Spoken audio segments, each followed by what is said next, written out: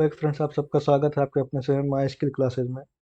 और आज के हमारा टॉपिक है एंड्रॉयड का लेआउट टाइप्स। इससे पहले हम लोगों ने व्यू देखा, लेआउट देखा, और आज हम लोग लेआउट के टाइप देखेंगे। तो एंड्रॉयड का जो है पेन ले लेते हैं पहले।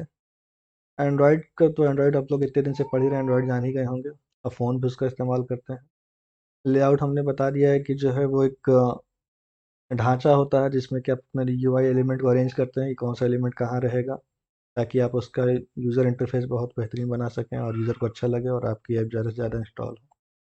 तो अब उनके टाइप्स हम जान लेते हैं कि वो कितने टाइप्स के होते हैं लेआउट आपके, और ये टाइप क्यों बनाए गए और इनसे क्या फ़ायदा और क्या नुकसान है, और इनका कहाँ कहाँ यूज़ आता है, कब आपको कौन सा लेआउट यूज़ करना चाहिए, किस लेआउट के क्या फ़ायदे हैं क्या नुकसान है, ये हम लोग आज इस वीडियो में जानेंगे। ठीक।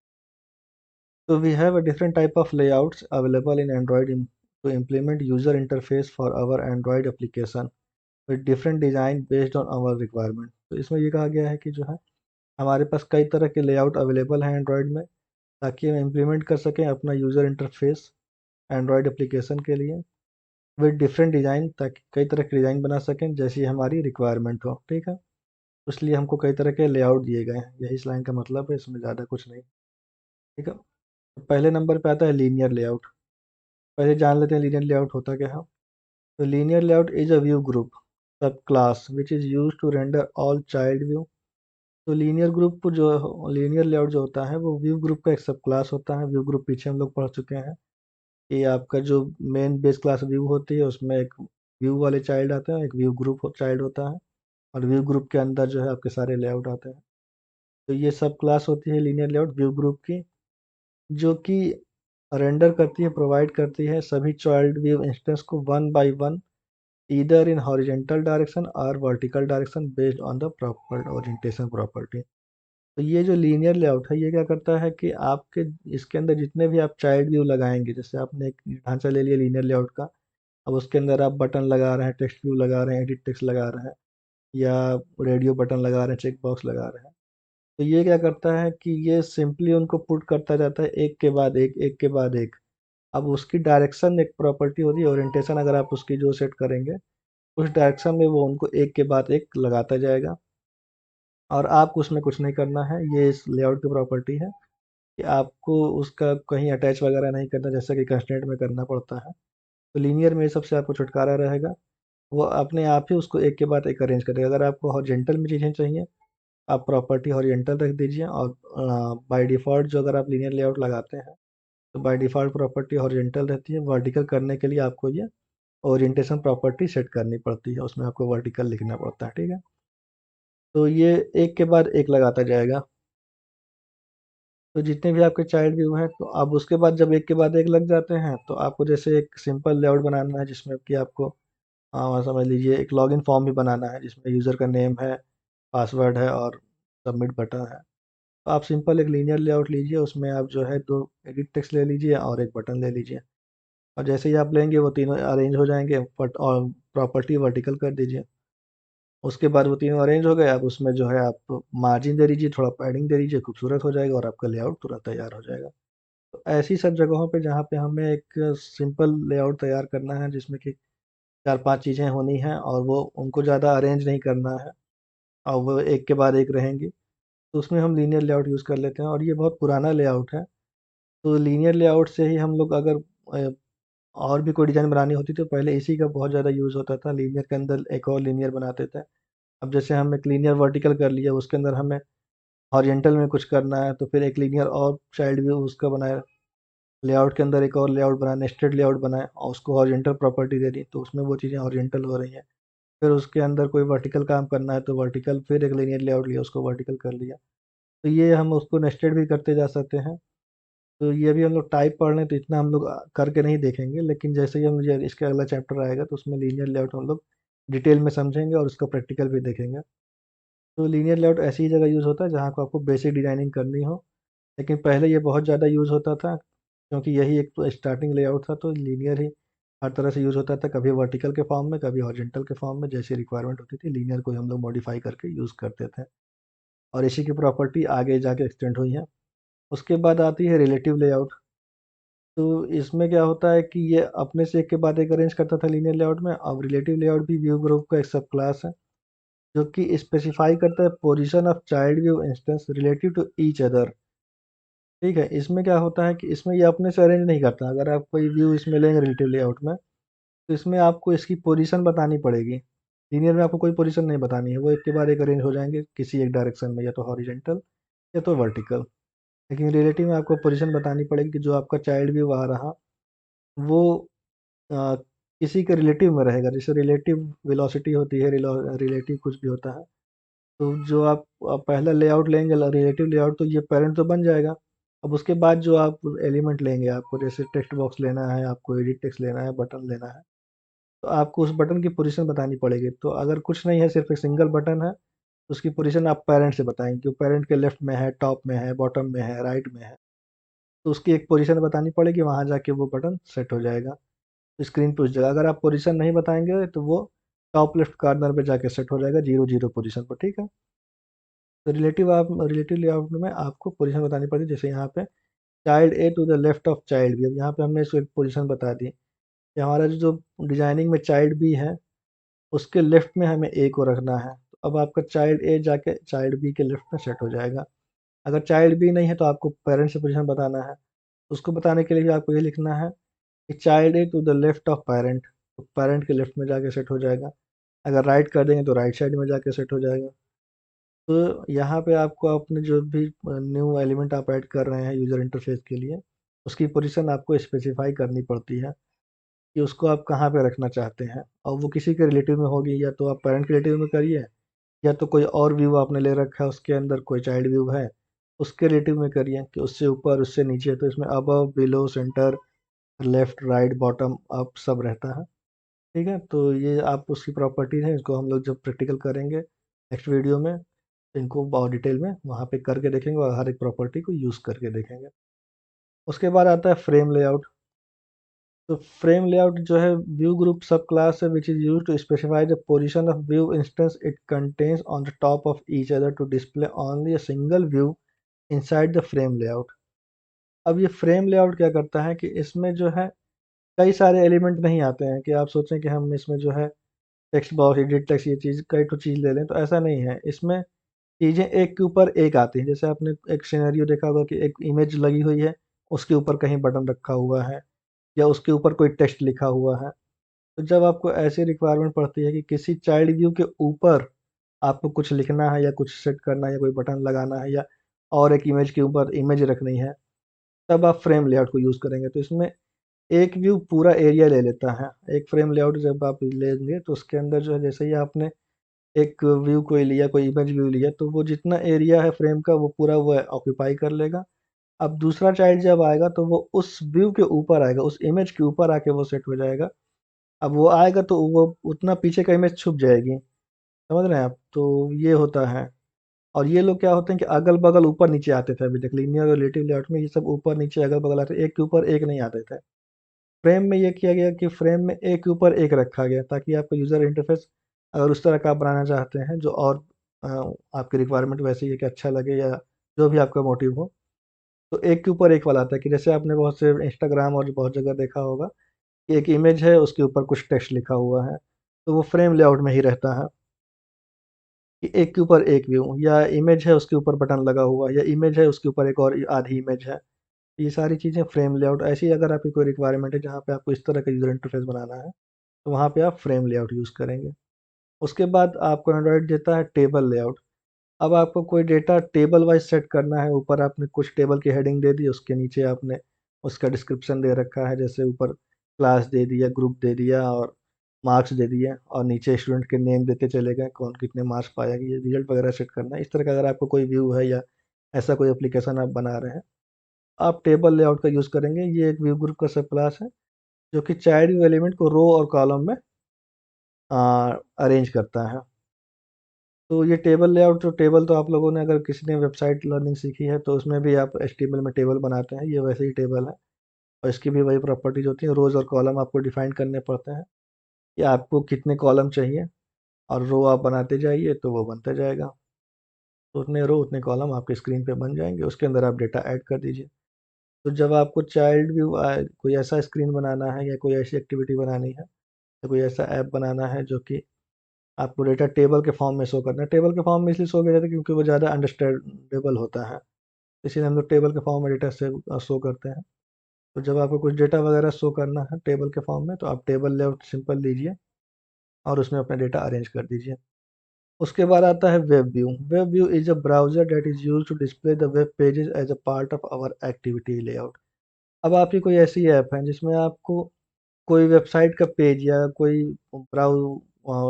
इंटरनेट की वेबसाइट विजिट करवानी है, या आपको वो सब बहुत अच्छा इसका उदाहरण होता है आपका वो पेमेंट गेटवे। आपके ऐप में अगर कोई पेमेंट गेटवे आपने लगा रखा है और उस पे आप पे के लिए बटन दबाते हैं, तो वो जो उसका एक्टिविटी होती है, जो ब्राउज़र विंडो खुलता है, वो आपके मोबाइल में खुले, आपको किसी और दूसरे ब्राउज़र के लिए ना जाना पड़े, क्योंकि वहाँ डेटा बहुत सेंसिटिव होता है। तो आप दूसरे ब्राउज़र में जाएँगे, वो क्या डेटा लेगा, क्या नहीं देगा, और उसमें से क्या उसने ले लिया।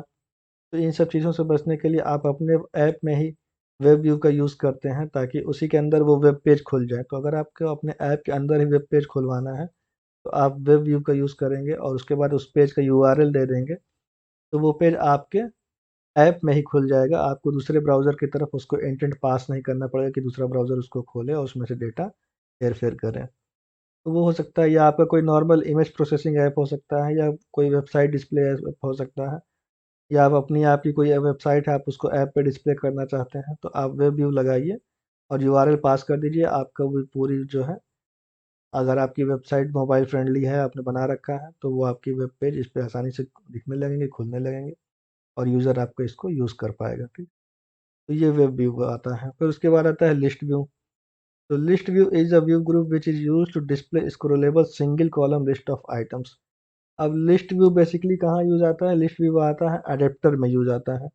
जब आपको एक कई सारे डेटा आपको डिस्प्ले करने रहते हैं लीनियरली, एक के नीचे एक, एक के नीचे एक, लेकिन वो डिफरेंट डेटा रहते हैं। आपको पूरी एक लिस्ट तैयार करनी है। अब आपको एक डेटा सोर्स आपने बना लिया, डेटाबेस बना लिया जिसमें कई सारे आइटम हैं। अब उनको आपको जो है एक साथ डिस्प्ले करना है, या उनको एक-एक करके मॉडिफ़ाई करना है, हर एक को अलग-अलग डिस्प्ले। जैसे कॉन्टैक्ट लिस्ट आपने बना दी, तो हर एक कॉन्टैक्ट अलग है और हर कॉन्टैक्ट पे आपको अलग नंबर है, अलग चीज़ है। तो डेटा डिफरेंट है लेकिन स्ट्रक्चर सेम है उसका। तो क्योंकि उसमें स्ट्रक्चर जो रहेगा वो सेम रहेगा, आपको उसमें जो है नेम मिलेगा, नंबर मिलेगा, और एक चीज़ है, आप एक आध चीज़ रख दी तो रख दी है, वरना 2 चीज़ें कॉमन रहेंगी। तो कॉमन चीज़ का लिस्ट एक पूरा है। सॉरी। तो उसमें जो है आप लिस्ट व्यू में उसको रखेंगे। तो ताकि वो उसके बाद जब आप उसमें अडेप्टर लगा के डेटा सोर्स अटैच करें, तो वो सारा एक के बाद एक जो है आपको उसमें लिस्ट व्यू में डिस्प्ले हो जाए, और आपको कई सारे टेक्स्ट बॉक्स ना लगाने पड़े, कई सारी चीज़ें ना करनी पड़े। एक लिस्ट व्यू लीजिए और एक सिंगल व्यू से आपका काम चल जाएगा। वही कई बार कॉपी हो जाता है लिस्ट व्यू में, एक पूरी लिस्ट तैयार हो जाती है, ठीक है। उसके बाद आता है ग्रिड व्यू। ग्रिड व्यू भी लिस्ट व्यू की तरह ही होता है, जो कि डिस्प्ले करता है आइटम को स्क्रोलेबल ग्रिड ऑफ कॉलम्स एंड रोज। तो इसमें कॉलम और रो आपको रहते हैं। आप अगर स्क्रीन पे मैक्सिमम, मतलब नॉर्मली हम लोग दो कॉलम वाले बनाते हैं कि आपको चकोर चकोर बना देते हैं कि इस तरफ कोई आइटम रहेगा, कुछ एक उस तरफ रहेगा, और एक स्क्रीन पे इतनी ही जगह रहती है कि दो या तीन आप रख सकते हैं, तो दो या तीन उसमें दिखाई, ग्रिड में दिखाई देते जाएंगे। तीन आइटम रहेंगे, एक ही जैसे यहाँ पे बना दी, एक आइटम ये है, एक आइटम उसके बगल में, फिर एक आइटम नीचे है, एक आइटम उसके बगल में, ऐसे ये ग्रिड बन जाता है, ठीक है। तो ये ग्रिड व्यू होता है, ये भी लिस्ट व्यू की तरह ही होता है, लेकिन ये ऐसे कॉलम आप डिफाइन कर देंगे तो एक बार में दो आपको रहेगा, और लिस्ट व्यू में सिंगल सिंगल रहेगा, ऐसे रहेगा, फिर उसके नीचे रहेगा, फिर उसके नीचे रहेगा। और ग्रिड व्यू में जितना आप डिफाइन कर देंगे उतने रहेंगे। साइज वो अपने आप एडजस्ट कर लेगा। और दूसरी इन लोग की प्रॉपर्टी होती है, ये लोग स्क्रोलेबल होते हैं। ऊपर के जितने आपके लेआउट हैं वो स्क्रोलेबल नहीं है। अगर आपने नीचे तक बटन लगा दिया, तो हो सकता है वो स्क्रीन पे उसके दिखाई भी ना दे। तो इसके लिए आपको लिस्ट व्यू या ग्रिड व्यू यूज़ करना पड़ता, ताकि वो स्क्रॉल करे, या स्क्रॉल व्यू आप अपने फिर लेआउट में लगाइए, उसको इसके अंदर रखिए, ताकि आप ऊपर सरकाएं तो वो दिखे। कभी कभी हम लोग इनपुट डालने के लिए नंबर, जब हमारा कीबोर्ड ओपन होता है तो कई सारी चीज़ें छिप जाती हैं। तो अगर आपने उसमें स्क्रोलेबल व्यू नहीं लगा रखा है, या आपका आइटम स्क्रोलेबल नहीं है, तो वो नीचे देख ही नहीं पा रहा है कहाँ टाइप करना है। स्क्रोलेबल है तो वो ऊपर स्क्रॉल करेगा और फिर उसमें टाइप कर लेगा। तो इन सब चीज़ों का ध्यान रखना पड़ता है। तो इसीलिए हमें कई तरह के जो है ये लेआउट्स दिए गए हैं। और सबसे मॉडर्न लेआउट होता है कंस्ट्रेंट लेआउट। वो क्या होता है कि वो कोई अलग लेआउट नहीं होता, इसलिए अभी उसमें दिया नहीं गया है। ये सब बेसिक लेआउट हैं, सबकी प्रॉपर्टीज़ अलग अलग हैं। कंस्ट्रेंट लेआउट क्या होता है कि रिलेटिव लेआउट का जो है एक्सटेंडेड फॉर्म होता है बस।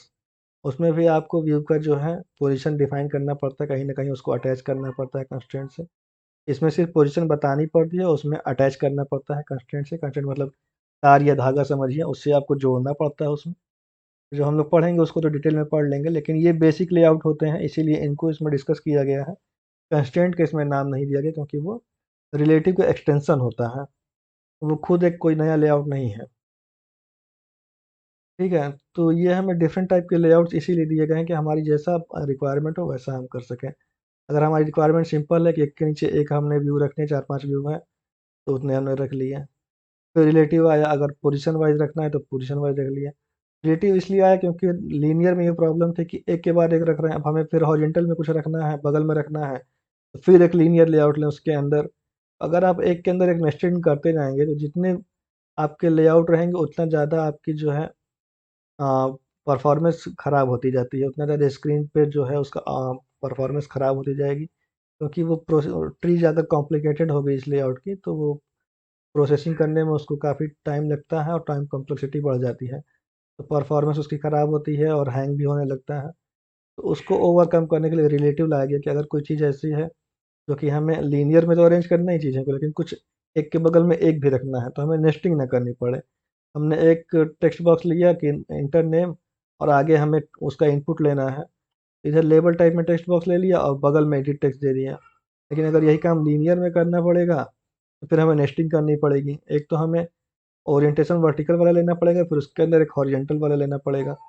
हॉरिजॉन्टल में कई लीनियर लेआउट लेने पड़ेंगे। पहले में एक टेक्स्ट बॉक्स के लिए एक नेम रहेगा, दूसरे में एडिट टेक्स्ट रहेगा, फिर उसके बाद दूसरा लीनियर लेआउट लेंगे, उसके अंदर फिर यहाँ पे पासवर्ड रहेगा और आगे फिर दूसरे वाले में एडिट टेक्स्ट रहेगा।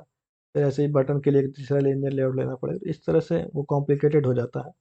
तो रिलेटिव आया उसको ओवरकम करने के लिए। फिर ये आया कि कुछ ऐसा व्यू भी आ रहा है जिसमें कि एक के ऊपर एक लिखने वाला भी होता है। तो अगर इमेज एक के ऊपर एक हो सके तो कितना अच्छा हो, अगर इमेज के ऊपर टेक्स्ट लिखा रहे तो और अच्छा हो। तो जैसा वेबसाइट्स वगैरह में होता तो वैसा सोचा गया। तो उसके लिए फ्रेम लेआउट ले आया गया कि फ्रेम लेआउट लाएंगे तो एक के ऊपर एक हम व्यू अरेंज कर पाएंगे। तो एक टाइम तो उसमें एक के ऊपर एक अरेंज होने लगे। फिर टेबल लेआउट लाया गया क्योंकि हमारे पास टेबल वाइज डेटा बहुत होता है और हमारा जो डेटाबेस होता है वो भी टेबल फॉर्म में होता है। तो वहीं से सीधे डिस्प्ले करने के लिए अगर टेबल रहेगी तो अच्छे से डिस्प्ले हो जाएगा, बस हम कॉलम उसको दे देंगे। इसलिए टेबल लेआउट लाया गया। वेब भी इसलिए लाया गया क्यों, ताकि हम वेब पेजेस को अपने ऐप में ही खोल लें, किसी और पर डिपेंड ना होना पड़े। इसलिए वेब व्यू को यूज़ किया गया। लिस्ट व्यू हमें स्क्रोलेबल और कई सारे आइटम को डिस्प्ले करने के लिए यूज़ किया गया, क्योंकि हम उतने सारे टेक्स्ट व्यू नहीं रख सकते और उनको सेट करना फिर डायनेमिकली सेट करना ये काफ़ी कॉम्प्लिकेटेड हो जाता। तो लिस्ट व्यू लाया गया कि एक लिस्ट व्यू लगाइए, उसके अंदर एक अपना मॉडल लगा दीजिए कि आपका जो है मॉडल लेआउट कैसा रहेगा, और वही पूरे में डिस्प्ले हो जाएगा और वो डायनेमिक भी रहेगा। फिर ग्रिड व्यू लाया गया। ग्रिड व्यू लिस्ट व्यू का एक्सटेंशन किया गया कि भाई एक स्क्रीन पे सिंगल सिंगल आइटम ना रहे, एक से ज़्यादा भी हो जाए, दो दो वाला हो जाए अच्छा लग रहा है, या तीन तीन वाला जैसा आपको अच्छा लगे ग्रिड बना दीजिए। आपको ज़्यादा स्क्रॉल नहीं करना पड़ेगा। अगर आपके पास 9 आइटम है, आपने दो दो के कर लिए तो हो जाएगा छोटे से में, अगर तीन तीन का कर लिए तो तीन ही लाइन में हो जाएगा। तो ग्रिड व्यू लाया गया। तो ये हमने आज लेआउट के टाइप्स पढ़े। तो आज हम लोगों ने, उम्मीद है कि आपको ये सब समझ में आ गया होगा कि कौन सा लेआउट कब यूज़ करना है। तो जैसी आपकी रिक्वायरमेंट हो, जैसा आप ऐप बना रहे हैं वो आप यूज़ कर लीजिए। ठीक है, तो इस वीडियो को इसी पर एंड करते हैं। तो हमारा थैंक यू पेज आ गया है। नेक्स्ट वीडियो से हम लोग जो है लेआउट इम्प्लीमेंट करके देखेंगे। पहले उसके बारे में पढ़ेंगे, फिर उसको जो है आईडीई पे इम्प्लीमेंट करेंगे एंड्रॉयड स्टूडियो में। और इसके बाद हम लोग एक कॉटलिंग का कोर्स भी शुरू करने जा रहे हैं, ताकि साथ साथ हम कॉटलिंग भी पढ़ते रहें, वो भी तैयार होता जाए। तो एंड्रॉयड सीखेंगे तो हम लोग जावा में, लेकिन जब प्रोजेक्ट बनाएंगे तो उसको कॉटलिन में बनाएंगे। और ये सीरीज काफ़ी लंबी जाने वाली है और काफ़ी डीप जाने वाली है। तो ये एकदम जीरो से हीरो वाली तैयारी है। अगर आप इसको फॉलो करेंगे तो काफ़ी बेनिफिट रहेगा, और आप पूरा एंड्रॉयड डिटेल वाइज सीख के आएंगे कौन सी चीज़ कहाँ यूज़ करनी है। पढ़ाते तो सब है, लेकिन कौन सी कहाँ यूज़ करनी है और किसका क्या मतलब है, हर लाइन का मतलब कोई नहीं समझाता। तो इसी के साथ मिलते हैं अगले वीडियो में। तब तक के लिए गुड बाय।